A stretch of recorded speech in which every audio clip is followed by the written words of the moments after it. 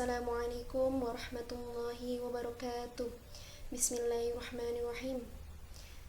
Alhamdulillahi rabbil alamin wa bihi nasta'inu ala umuri dunya waddin. Wassalatu wassalamu ala asyrafil anbiya'i wal mursalin sayyidina wa maulana Muhammadin wa ala alihi wa sahbihi ajma'in, amma ba'du. Bismillahirrahmanirrahim. قال المصنف رحمه الله تعالى ونفعنا به وبعلومه وعمدنا بأسراره وأعادنا من بركته في الدارين آمين. الفاتحة.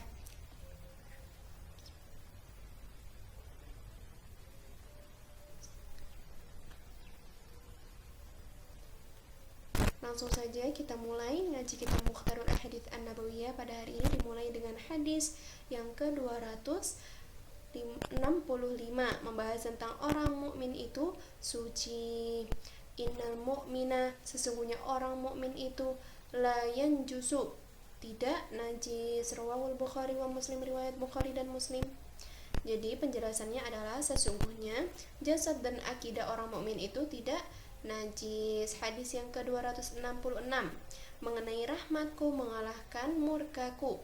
Innallaha ta'ala lamma khalaqal khalqa kataba biyadihi ala nafsihi inna rahmati taghlibu ghadabi. Rawahu Ibnu Majah an Abi Hurairah. Artinya, sesungguhnya Allah Subhanahu wa taala ketika menciptakan makhluk, Dia memastikan atau berjanji terhadap dirinya, sesungguhnya rahmatku mengalahkan murkaku. Riwayat Ibnu Majah melalui Abu Hurairah radhiyallahu anhu.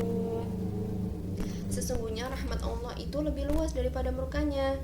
Hadis ini memberikan semangat agar orang-orang yang berdosa segera bertaubat kepadanya, dan jangan sekali-kali ia berputus asa darinya, karena sesungguhnya rahmat Allah itu jauh lebih besar daripada murkanya.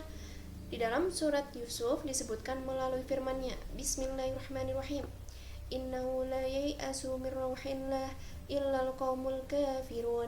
Sesungguhnya tiada berputus asa dari rahmat Allah melainkan kaum yang kafir. Quran surat Yusuf ayat ke-87. Selanjutnya hadis yang ke-267 mengenai cara meredam rangsangan wanita cantik. Innal mar'ata tuqbilu fi surati syaitan. Sesungguhnya wanita itu menghadap dalam bentuk setan. Wa tudbiru fi surati syaitanin, dan membelakang dalam bentuk setan pula. Fa idza ahadukum imra'atan, karena itu apabila seseorang di antara kalian melihat seorang wanita, fa'ajabathu, lalu ia kagum dengan kecantikannya, falyati ahlahu, maka hendaknya lah ia mendatangi istrinya. Fa inna dzalika yaruddu ma fi nafsi, karena sesungguhnya hal tersebut dapat menolak apa yang bergejolak di dalam hatinya. Rawahu Muslim, riwayat Imam Muslim. Dalam bentuk setan maksudnya ialah bahwa setan itu selalu menghiasi diri wanita sehingga ia tampak menarik dan cantik. Untuk itu, apabila seseorang di antara kalian melihat seorang wanita lalu ia tertarik dengan kecantikannya, maka cara untuk meredamnya adalah hendaknya ia mendatangi istrinya, karena sesungguhnya apa yang dimiliki oleh wanita cantik itu terdapat pula pada istrinya. Hadis yang ke-268 mengenai takabur dan ujub. Innallaha ta'ala, sesungguhnya Allah Subhanahu wa ta'ala la yanzuru ilal kafir, masih mau memandang kepada orang kafir, wa la yanzuru ilal muzhi. Walaqad hamalat Sulaiman bin Dawud ar-rihu wa huwa muttaqiun. Tetapi dia tidak mau memandang kepada orang yang bangga akan dirinya. Sesungguhnya Nabi Sulaiman ibnu Nabi Daud menaiki angin seraya duduk bersandar. Fa'ujiba, lalu ia merasa ujub. Wakhtala fi nafsihi, dan sombong di dalam hatinya. Faturiha alal ardi, maka dia dicampakkan hingga jatuh ke tanah. Rawahu Tabrani, riwayat Tabrani. Jadi orang yang takabur dan ujub atau membanggakan dirinya sendiri adalah orang yang sangatlah dimurkai oleh Allah Subhanahu wa ta'ala. Oleh karena itu disebutkan oleh hadis ini bahwa Allah masih mau berbelas kasihan kepada orang kafir, tetapi Dia tidak mau mengasihani orang yang bersifat takabur. Tiada sekali-kali iblis diusir dari surga, melainkan karena ia bersikap sombong, membangkang perintahnya yang menyuruhnya agar bersujud kepada Nabi Adam alaihi salam. Di dalam hadis lain juga telah disebutkan bahwa Allah Subhanahu wa taala telah berfirman dalam hadis qudsi, "Takabur adalah selendang sifatku, barang siapa yang menyaingi diriku dalam sifat ini niscaya dia akan kuputuskan atau kubinasakan." Selanjutnya, hadis yang ke-269 mengenai kalimat tasbih dikala bangun tidur.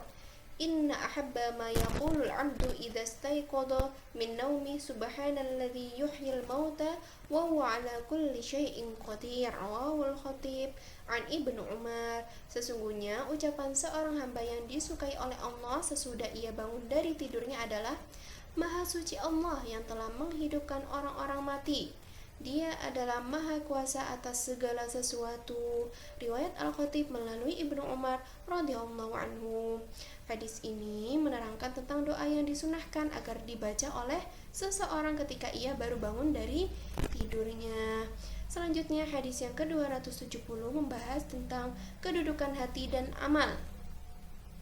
Inna Allah Ta'ala la yanzuru ila suwarikum. Sesungguhnya Allah Subhanahu wa Ta'ala tidaklah melihat kepada bentuk-bentuk kalian, wala ila ahsabikum, dan tidak kepada kedudukan kalian, wala ila amwalikum, serta tidak pula kepada harta benda kalian, walakin akan tetapi yang duru ila qulubikum, dia melihat kepada hati atau kalbu kalian, wa a'malikum, dan amal perbuatan kalian. Rawahu Tabrani, riwayat Tabrani. Hadis ini menafsirkan pengertian yang terkandung di dalam firman-Nya, Inna akramakum indallahi atqakum, yang artinya sesungguhnya orang yang paling mulia di antara kalian di sisi Allah adalah orang yang paling bertakwa di antara kalian. Quran surat Al-Hujurat ayat ke-13.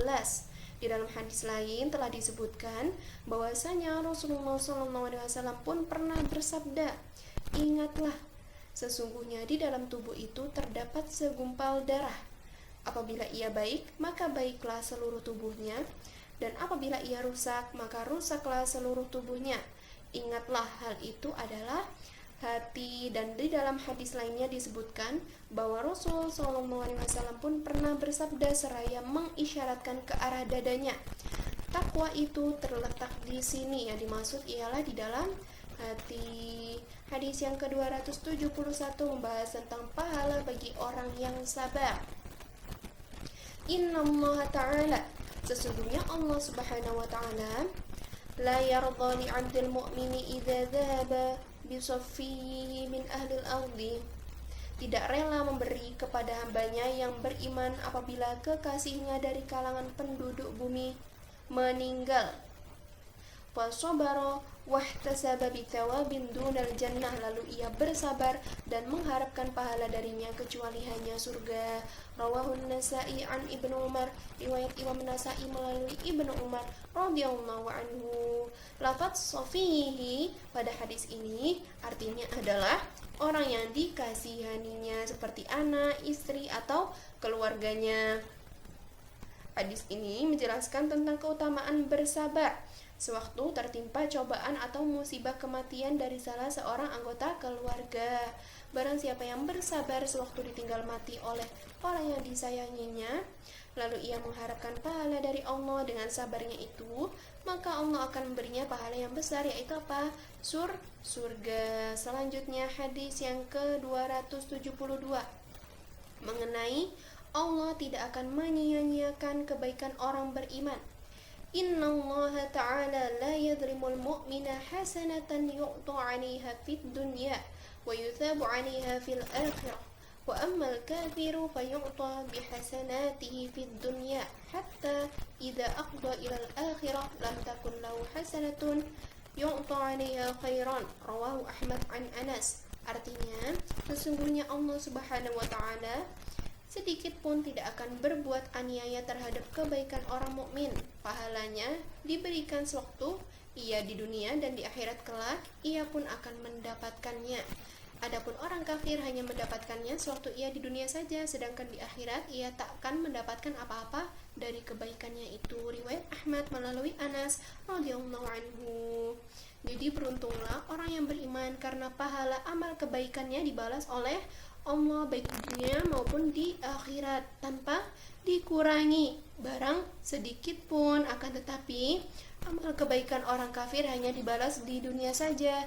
Di akhirat nanti tidak ada suatu kebaikan pun yang dimilikinya. Oleh karena itu, nikmat yang paling utama adalah nikmat iman dan Islam. Kita harus bersyukur kepada Allah atas kedua nikmat tersebut. Selanjutnya hadis yang ke-273 mengenai syarat diterimanya amal. Innallaha ta'ala, sesungguhnya Allah subhanahu wa ta'ala, la yaqbalu minal amal, tidak mau menerima amal seseorang kecuali maka nalahu khalisan, amal perbuatan yang ikhlas karenanya, wa batughiya bihi wajhu, dan diharapkan untuk mendapat pahalanya. Rawahun Nasa'i an Abi Umamah, riwayat Nasa'i melalui Abu Umamah. Jadi maksud hadis tadi adalah syarat yang menentukan bagi diterimanya suatu amal kebaikan adalah ikhlas karena Allah dan mengharapkan pahalanya, bukan karena ria atau pamer atau tujuan-tujuan yang lainnya. Sehubungan dengan hal itu, Allah Subhanahu wa taala pun telah berfirman, Bismillahirrahmanirrahim. Qul inni umirtu an a'budallaha mukhlishan lahuddin. Katakanlah, sesungguhnya aku diperintahkan supaya menyembah Allah dengan memurnikan ketaatan kepadanya dalam menjalankan agama. Wa umirtu li an akuna awwalal muslimin, dan aku diperintahkan supaya menjadi orang yang pertama-tama berserah diri kepadanya. Quran Surat Az-Zumar ayat ke-11. Baik, saya cukupkan ngaji kitab Mukhtarul Ahadits An-Nabawiyah pada hari ini. Semoga bermanfaat. Sebelumnya mari kita membaca doa kafaratul majlis terlebih dahulu bersama-sama. Bismillahirrahmanirrahim. Subhanakallahumma wa bihamdika asyhadu an la ilaha illa anta astaghfiruka wa atubu ilaik. Aqulu qawli syukran jazilan ala ihtimamikum. Arju minkum ma'assalama. Wassalamualaikum warahmatullahi ta'ala wabarakatuh.